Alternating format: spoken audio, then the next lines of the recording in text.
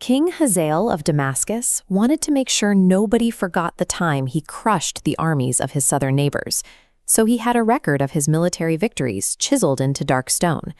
He intended to leave a permanent monument to his own tactical brilliance. But by bragging about the specific rival rulers he killed, he accidentally left behind a piece of evidence historians had been hunting for centuries.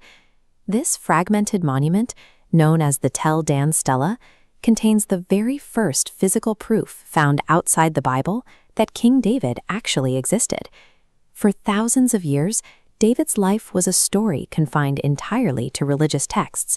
This single piece of shattered rock forced historians to treat his existence as a concrete archaeological fact. Before 1993, researchers had a serious problem. They had scanned regional records, excavated countless ruins, and analyzed ancient trade routes, but there was zero physical evidence that King David ever walked the earth. This complete lack of physical proof gave rise to the biblical minimalists. This group of scholars argued that David was simply a composite character, a myth invented by later writers to give their people a heroic origin story. The text described a sprawling empire spanning the Middle East, governed from a royal capital in Jerusalem. Yet, despite decades of digging in the region, archaeologists couldn't find a single contemporary artifact bearing his name.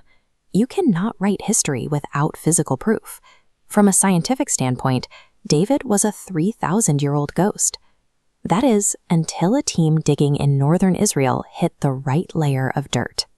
In 1993, archaeologist Avraham Birin and his team were excavating Tel Dan, working their way through a 9th century BC layer of earth and stone. Buried in the rubble of an ancient plaza, they uncovered a broken slab of dark basalt, covered in neat, carefully incised lines. They brought in an expert epigrapher, Joseph Nave, to decipher the writing. He identified the grooves as Aramaic characters. The text reads as a direct confession, detailing an Aramaean king boasting about slaughtering thousands of Israelite horsemen before personally dispatching his royal opponents. This diagram isolates a specific claim hidden in the middle of the violent account. The king claims victory over the king of Israel and then names the king of a second group, spelled out in 6 specific letters, BYTDWD.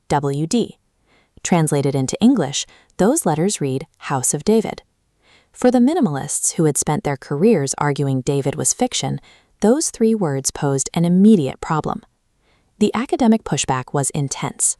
Scholar Philip Davies argued that BYTDWD was simply a place name, similar to Bethlehem, rather than a reference to a royal bloodline. But the linguistic context didn't support that reading. The grammatical structure matches exactly how ancient empires referred to rival dynasties. This enemy king, erecting his monument more than a century after David's death, clearly recognized him as the historical founder of the Judaic kingdom. By establishing the House of David as a real political entity, the Tel Dan inscription dismantled the myth theory. It proved that King David was a living, breathing historical figure. But in archaeology, solving one problem usually unearths another. We now have proof the man existed, but that does not mean we have proof of the sprawling, wealthy empire described in biblical lore. This map shows the traditional borders of the Davidic Empire shrinking down to match the actual archaeological footprint found in the region.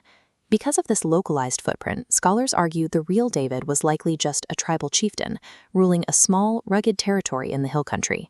It leaves us with a totally new debate about the true scale of his power. But does it matter if David was a vast emperor or a small tribal chief, as long as this stone proves he was real? Let us know what you think in the comments.